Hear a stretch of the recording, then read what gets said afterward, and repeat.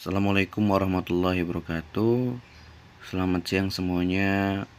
Kami dari kelompok 11 akan mempresentasikan mengenai manajemen sumber daya manusia dan manajemen risiko perbankan, yang dimana di dalamnya terdapat pengertian, lingkup studi, tujuan, fungsi, peranan strategis, indikator, praktik, pelatihan dan pengembangan, manajemen risiko perbankan, risiko, dan macam-macam risiko.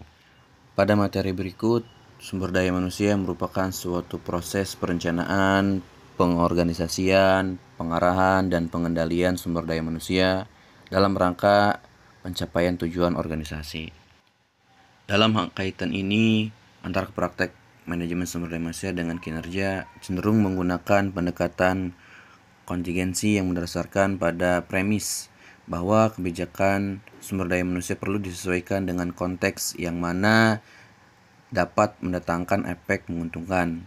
Hal ini pula dapat mempengaruhi kebijakan yang diambil pada praktek pengelolaan karyawan yang ada. Kemampuan mekanisme yang telah dijalankan dalam suatu praktek, misalnya pada praktek seleksi, berimplementasikan pada kriteria kerja yang lebih memperhitungkan prestasi hasil dibandingkan dengan proses. Sebagian praktek dan kebijakan pengelolaan sumber daya manusia pada perbankan syariah dalam penelitian ini sudah optimal, dan sebagian yang lain belum. Cut-off point yang digunakan untuk menentukan suatu praktek sudah optimal, yakni ialah nilai main indikator yang lebih dari 3,9 dan skor minimal 3 dengan mengacu cut-off point tersebut. Beberapa indikator yang perlu diperhatikan dan mesti diupayakan perusahaan untuk ditingkatkan adalah indikator-indikator pada praktek rekrutmen dan seleksi, pelatihan dan pengembangan, promosi jabatan, kompensasi, dan penilaian kinerja. Sedangkan praktek formalisasi kebijakan sudah berjalan dengan optimal. Kemudian berikut ruang lingkup manajemen sumber daya manusia yang mencakup suatu proses sistematik guna mencapai perubahan yang diinginkan dalam perilaku karyawan dengan melibatkan hal berikut. Yang pertama, human resource planning, job analysis, recruitment and selection, orientation and education, performance appraisal, compensation planning, and remuneration. Yang selanjutnya yaitu motivation, welfare, healthy and safety. Yang terakhir industrial realization. Kemudian secara umum tujuan manajemen sumber daya manusia meliputi yaitu beberapa hal berikut. Yang pertama, memperbaiki tingkat produktivitas, kemudian memperbaiki kualitas hidup dan kerja. Yang terakhir, meyakinkan bahwa perusahaan telah memenuhi aspek-aspek yang legal. Berikutnya, fungsi manajemen sumber daya manusia. Nah, manajemen sumber daya manusia ini memiliki beberapa fungsi yang berkaitan satu sama lain. Aktivitas yang di dalamnya dijalankan oleh manajemen sumber daya manusia sesuai dengan fungsi yang dimilikinya, dengan tujuan peningkatan produktivitas, kualitas kehidupan kerja, dan pelayanan. Menurut Mondi yang dikutip oleh Amin Syukron menyebutkan bahwa fungsi-fungsi manajemen sumber daya manusia ialah sebagai berikut. Yang pertama, pengadaan sumber daya manusia. Yang kedua, pengembangan sumber daya manusia. Yang ketiga, pemberian kompensasi. Yang keempat, keselamatan dan kesehatan kerja. Yang kelima, hubungan karyawan dan pemburuan. Berikutnya terkait peranan strategis manajemen sumber daya manusia. Nah, peranan strategis manajemen sumber daya manusia mengatur dan menetapkan program kepegawaian yang mencakup pada masalah-masalah sebagai berikut. Yang pertama, menetapkan jumlah, kualitas, dan penempatan tenaga kerja yang efektif sesuai dengan kebutuhan perusahaan berdasarkan job description, job specification, job recruitment, dan job evaluation. Yang kedua, menetapkan penarikan, seleksi, dan penempatan karyawan berdasarkan asas the right man in the right place. Yang ketiga, menetapkan program kesejahteraan, pengembangan, promosi, dan pemberhentian. Yang keempat, menawarkan penawaran dan permintaan sumber daya manusia pada masa yang akan datang. Yang kelima, memperkirakan keadaan perekonomian pada umumnya dan perkembangan perusahaan pada khususnya. Yang keenam, memonitor dengan cermat undang-undang pemburuan dan kebijaksanaan pemberian bala jasa perusahaan-perusahaan sejenis. Yang ketujuh, memonitor kemajuan teknik dan perkembangan seri. Yang kedelapan, melaksanakan pendidikan, latihan, dan penilaian prestasi karyawan. Yang kesembilan, mengatur mutasi karyawan baik vertikal maupun horizontal. Yang kesepuluh, mengatur pensiun, pemberhentian, dan pesangonnya. Pada praktek pelatihan dan pengembangan, perusahaan mesti mendesain dan mengembangkan metode, teknik, dan kriteria evaluasi pelatihan dengan baik. Perusahaan juga harus memberikan konseling mengenai perencanaan karir karyawan. Meskipun pelaksanaannya dilakukan secara personal antara karyawan dengan atasan langsungnya, material pelatihan didesain dan dijalankan dengan baik, kebutuhan pelatihan dianalisis dengan baik, dan program pelatihan terjadwal dan disosialisasikan. Alokasi waktu pelatihan dan frekuensi pelaksanaan pun mesti mendukung kebutuhan karyawan. Semua indikator itulah yang belum dijalankan secara optimal pada bank syariah pada penelitian ini. Sedangkan menurut Knoke and Calibert tahun 1994, organisasi dapat meningkatkan kualitas karyawan melalui training yang komprehensif dan aktivitas pengembangan pasca seleksi. Investasi pada praktek tersebut terbukti menghasilkan outcomes yang menguntungkan bagi organisasi. Temuan tersebut didukung pula oleh Xiao 1996 yang menyatakan bahwa pelatihan merupakan cara yang tepat untuk mengatasi faktor-faktor yang menurunkan kepuasan kerja dan kinerja karyawan. Tentunya pelatihan itu sendiri perlu direncanakan dan diimplementasikan dengan tepat, mulai dari identifikasi hingga evaluasi pelaksanaan. Pada praktek pelatihan dan pengembangan, perusahaan mesti mendesain dan mengembangkan metode, teknik, dan kriteria evaluasi pelatihan dengan baik. Perusahaan juga harus memberikan konseling mengenai perencanaan karir karyawan. Meskipun pelaksanaannya dilakukan secara personal antara karyawan dengan atasan langsungnya, material pelatihan didesain dan dijalankan dengan baik. Kebutuhan pelatihan dianalisis dengan baik, dan program pelatihan terjadwal dan disosialisasikan. Alokasi waktu pelatihan dan frekuensi pelaksanaan pun mesti mendukung kebutuhan karyawan. Kesemua indikator itulah yang belum dijalankan secara optimal pada bank syariah dalam penelitian ini.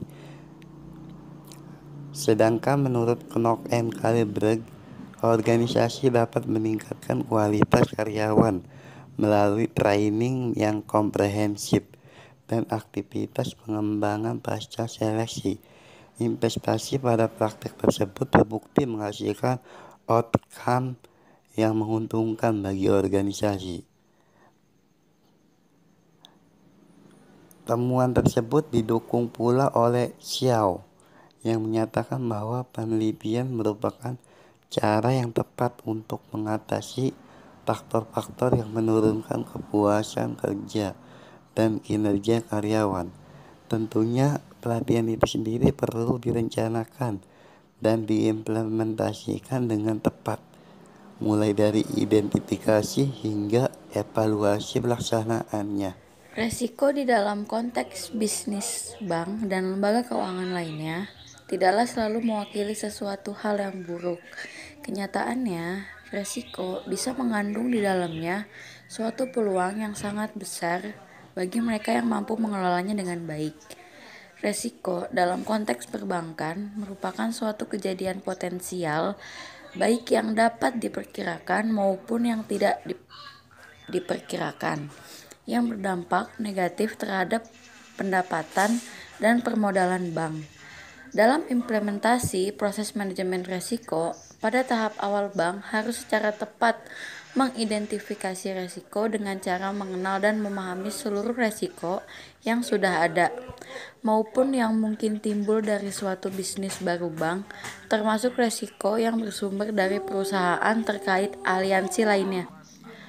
Aspek terpenting dalam penerapan manajemen resiko adalah kecakupan prosedur dan metodologi pengelolaan resiko, sehingga kegiatan usaha bank dapat terkendali pada batas yang dapat diterima serta menguntungkan bank. Namun demikian, mengingat perbedaan kondisi pasar, struktur, ukuran, serta kompleksitas usaha bank, tidak ada satu sistem manajemen risiko yang universal untuk seluruh bank, sehingga setiap bank harus membangun sistem manajemen risiko sesuai dengan fungsi dan organisasi manajemen risiko pada bank.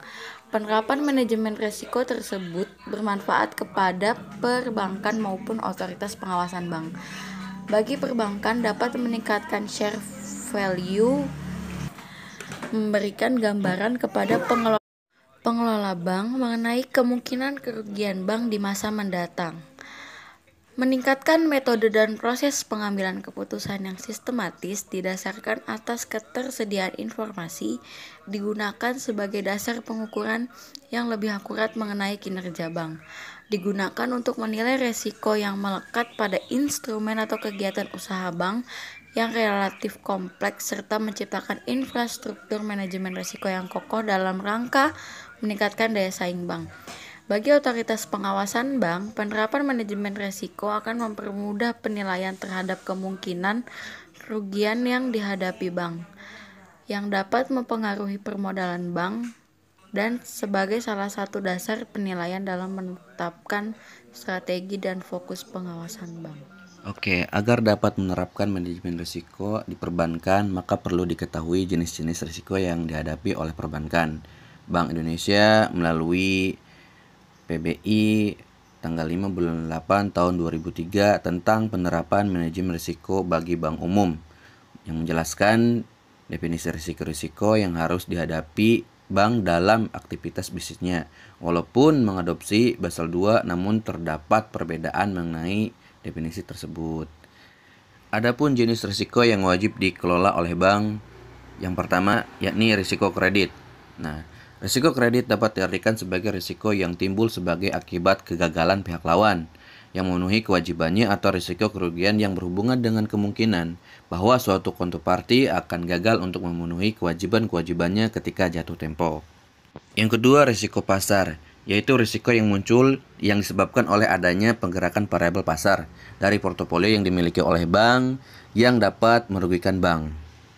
Yang ketiga, risiko operasional, yaitu risiko yang disebabkan oleh adanya ketidakcukupan dan atau tidak berfungsinya proses internal, kesalahan manusia, kegagalan sistem, atau adanya problem eksternal yang mempengaruhi operasional bank. Yang keempat, risiko likuiditas. Risiko ini disebabkan karena bank tidak mampu memenuhi kewajiban yang telah jatuh waktu atau jatuh tempo. Yang kelima, risiko hukum, yaitu risiko yang disebabkan oleh adanya kelemahan aspek yuridis. Nah, aspek yuridis ini antara lain ialah disebabkan oleh adanya tuntunan hukum, ketiadaan peraturan undang-undang yang mendukung atau kelemahan perikatan seperti tidak dipenuhi syarat sahnya kontrak dan pengikatan agunan yang tidak sempurna. Yang keenam, risiko reputasi, yakni risiko yang disebabkan oleh adanya publikasi negatif yang terkait dengan kegiatan usaha bank atau persepsi negatif dari masyarakat terhadap bank. Yang ketujuh, risiko strategi, yakni risiko ini disebabkan adanya penetapan dan pelaksanaan strategi bank yang tidak tepat, pengambilan keputusan bisnis yang tidak tepat, atau kurangnya responsif bank terhadap perubahan eksternal. Dan yang terakhir, risiko kepatuhan, yaitu risiko yang disebabkan peraturan perundang-undangan dan ketentuan lain yang berlaku. Di dalam praktiknya, risiko kepatuhan melekat pada risiko bank yang terkait dengan peraturan perundang-undangan. Terima kasih. Mungkin itu saja yang dapat kelompok kami sampaikan. Kurang lebihnya mohon maaf. Selebihnya hanya milik Allah Subhanahu wa taala, kurangnya milik kita semua, dan mudah-mudahan kedepannya bisa lebih baik lagi. Billahi taufiq wal hidayah. Wassalamualaikum warahmatullahi wabarakatuh.